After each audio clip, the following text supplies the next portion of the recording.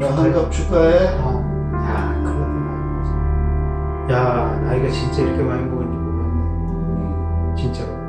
세월이 금방 가.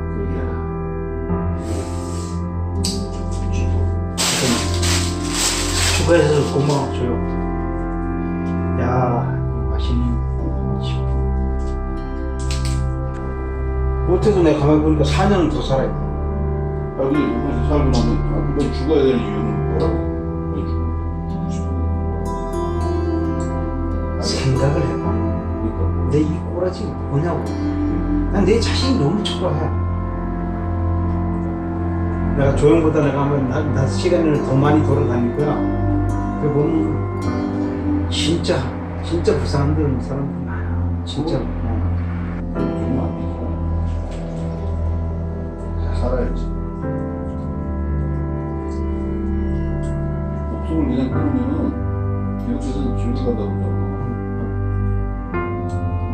그 생각하면 좀 무섭다. 내가 죽으면 안 돼. 스스로 병들어 죽는 건 몰라도.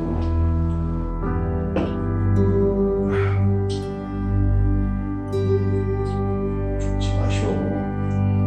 살아야지.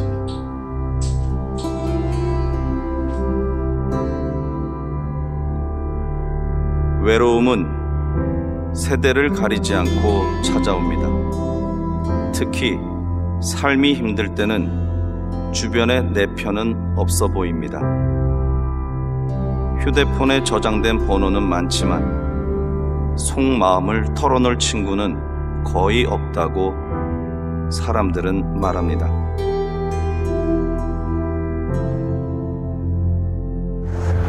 우린 시신 상태를 보면 알 수가 있죠. 장례식장에 들어오는 한인 시신 10구 중 한구는 아마 자살이라고 보면 맞는 말입니다. 외국 생활이 힘들고 외로워하시는 분들이 의외로 많은 것 같습니다. 자살하는 사람들 중 이민자는 우울증을 앓다가 유학생은 학업의 좌절에 방황하다가 아마 마지막 출구로 자살을 택하는 것 같습니다.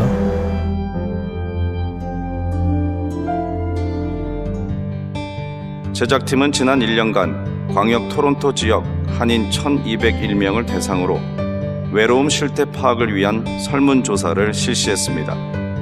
이에 따르면 응답자의 48.6%가 외로움을 느낀다고 대답했으며 특이한 점은 외로움을 일으키는 요인으로 향수병이나 주변의 무관심보다 언어 문화 장벽을 지적해 이민 생활 적응 스트레스가 생각보다 크다는 것을 짐작해 했습니다. 또한 고령화 추세와 나홀로 1인 가족이 증가하는 현상과 맞물려 한인 사회도 점차 고독 사회를 향해 간다는 것을 알 수 있었습니다.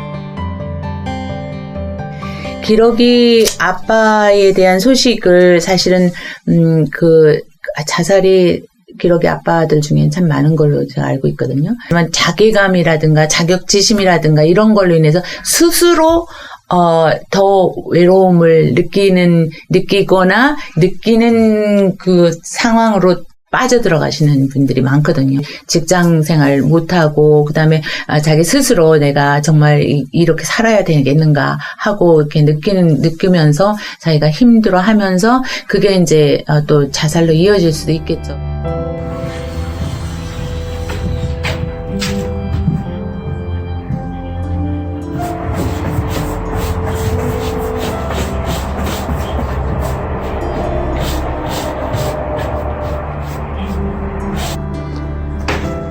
힘들죠. 처음 하는 일이라 사실적으로는 많이 힘이 들긴 합니다. 그래도 감사하죠. 이런 일을 할 수 있다. 보시는 것처럼 매일 힘들게 살고 있습니다. 언어적으로나 문화적으로 적응하며 버텨가는 것 같아요. 물론 여기 이민 와서 저도 가정을 꾸리고 있지만 이렇게 음식 한국에 계신 부모님과 가족들, 한국에 있는 가족들하고 시간을 보내지 못하는 것에 대한 그런 외로움을 느낄 때가 있어요. 고립감은 외로움이 되고 외로움이 심화되면 우울증에 걸릴 확률이 높아집니다. 잘 나가던 회사 임원이 퇴직 후 부모상을 당했을 때 문상호는 과거 직장 동료가 없다는 이런 냉혹한 현실이 단적인 예가 됩니다. 외로움이 심화되면 자살로 이어지는 예가 아주 많습니다. 이와 같은 사실을 뒷받침해주듯 이번 설문조사 응답자의 8.3%에 달하는 사람들이 한 번 이상 자살을 생각해 본 적이 있다고 했으며 16.1%는 죽고 싶다는 생각을 해봤다고 밝혔습니다. 한편 고독사 이야기가 내 이야기가 될 수도 있다고 응답한 사람들이 40%에 달하는 것을 볼 때 토론토 한인사회도 핵가족화로 인해 사회 구성원 간의 연결고리가 점점 분리되고 있다는 것을 예측하게 해줍니다. 예지야, 손님 오셨어. 엄마 내려와. 안녕. 여기서 예지하고 거실을 이렇게 방처럼 꾸면서 살아요. 예지야, 밥 먹자.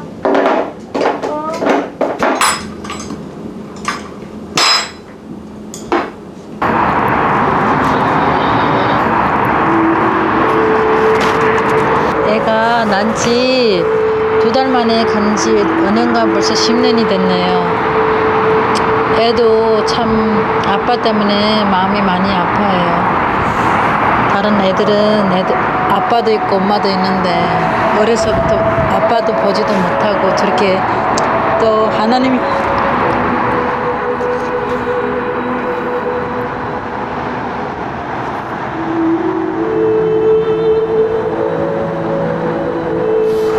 아무 걱정하지 마세요. 다 살게 돼 있어. 하나님만 믿고 진짜 지금까지 왔어. 아프지만 말고 세상 사는 거 별거 없어요. 그냥 애 데리고 튼튼히 살고.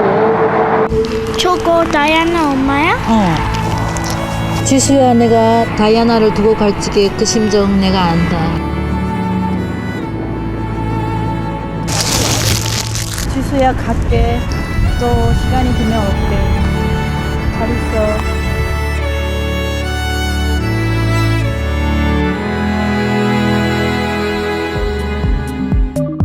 인구 6,500만 명 중 900만 명이 고독으로 고통을 겪는다는 영국에서는 외로움은 나이를 차별하지 않는다고 주장한 조 콕스 전 의원의 생전 뜻에 공감해 외로움을 죽음에 이르는 병으로 간주하고 2018년 외로움부 장관을 임명했습니다. 외로움은 하루에 담배 15개 피를 피우는 것과 같고 비만보다 위험하다는 사실에 캐나다 정부도 공감하며 외로움 퇴치를 위해 사회 전체가 관심을 갖고 해결해야 한다는데 인식을 같이 하고 있습니다. 노인 아파트를 실제로 물건을 가지고 가보면 참 딱하신 분들이 많아요. 우리가 생각 어떤 또 힘도 없고 여기서 몸이 무거우시고 잘 거동 차도 없고 끌어야 되고. 그러니까 끝까지 다 들고 가서 그 안에까지 갖다 드려야 돼요. 그러면은 지금 이거 수술을 하셔서 이렇게 나아진 거죠. 되신 거죠? 나아진 거예요. 제가 제 2다리 장애가 있는데 제가 돈 안 버는 게 너무 힘들어요. 저는 돈을 받고 싶을 땐 주위에 아무도 없어요. 어찌 보면 한국인이어서 서로 위로가 될 수 있는 어떤 그런 부분들. 그냥 뭐 별거 안 해도 그냥 눈빛만 교환해도 말 한마디만 해도 서로 이제 위로가 되고 힘이 되는. 한인들은 외로움 해결을 위한 효과적인 대안으로 설문 응답자의 65%가 종교 공동체의 중요성에 손을 들어주었습니다. 제작팀은 좀 더 자세한 의견을 듣기 위해 이민자들이 적응 과정에서 겪는 스트레스를 연구한 노삼열 전 토론토대 정신의학과 교수를 만났습니다. 외로움을 겪는 것은 우리의 실존적인 현실이다. 상황에 따라서 또 때에 따라서 우리가 외로움에 빠질 수 있는 것은 실존적인 현실일 뿐만이 아니라 그것이 오히려 긍정적인 의미도 많이 포함하고 있다 하는 그런 인식을 자기 스스로 자각시킴으로써 외로움에서부터 좀 벗어날 수 있는, 예방할 수 있는 그런 경우도 있을 겁니다. 우리 커뮤니티에서도 1차적인 프로그램도 지금 못하고 있지만 인생 전체, 라이프 코스 전체에 대한 프로그램이 있어야 될 것처럼, 그것은 쉽게 얘기하면 우리가 문화적인 성숙 그리고 변화를 꾀해야 된다.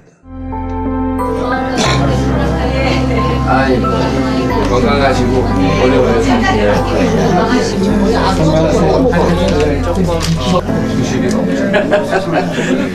다 하세요. 너무 감사해서 누구랑 전에 한 번 왔을 때 어르신네가 문 앞에 유리문 앞에 의자를 갖다 놓으시고 여기서 성경책을 무릎에 놓으시고 바깥에만 쳐다보세요. 그러고 때 가슴이 뭉클해요. 가슴이 참 뭉클해져요.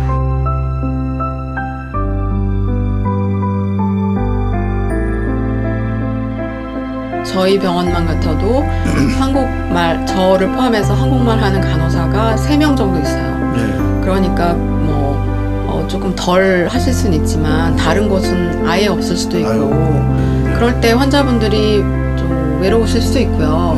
두 번째는 음식이요.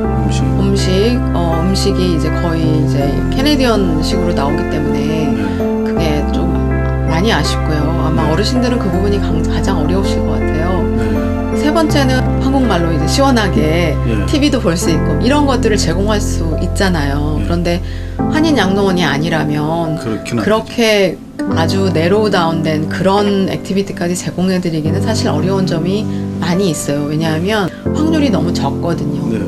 1%가 안 돼요. 한국분이. 요양병원에 계시는 대부분의 어르신들은 외로움과 직면해 있는 걸 볼 수 있어요. 직원이나 방문객 등 한국 사람이 나타나면 붙잡고 오랫동안 못했던 말문들을 여시거든요. 또 무언가 필요해도 속 시원히 전달하지도 못하시고 시설에 격리된 것 같은 심정이 오죽하겠습니까?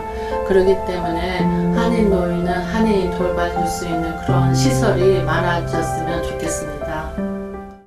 그 참말로 병들에 있는 외로움에 걸리는 사람, 그 사람은 내가 이웃이 돼서 찾아가지고 대화하고 그 애로사항을 해서 우리가 좀 해결해 줄 수 있는 그런 것이 교회가 해야 될 일이고 또 우리가 해야 되는 거예요.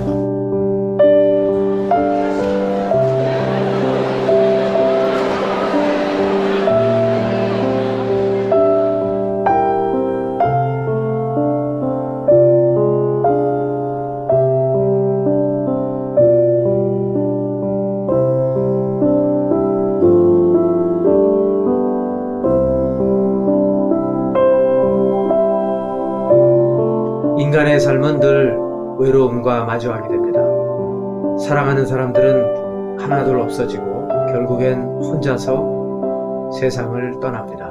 그러므로 우리는 영원한 사랑이신 하나님을 신뢰하며 즐거워하는 자와 함께 즐거워하고 우는 자와 함께 우는 이웃에게 위로와 힘이 되는 따뜻한 사회를 만들기 위해 애쓰고 기도해야 합니다.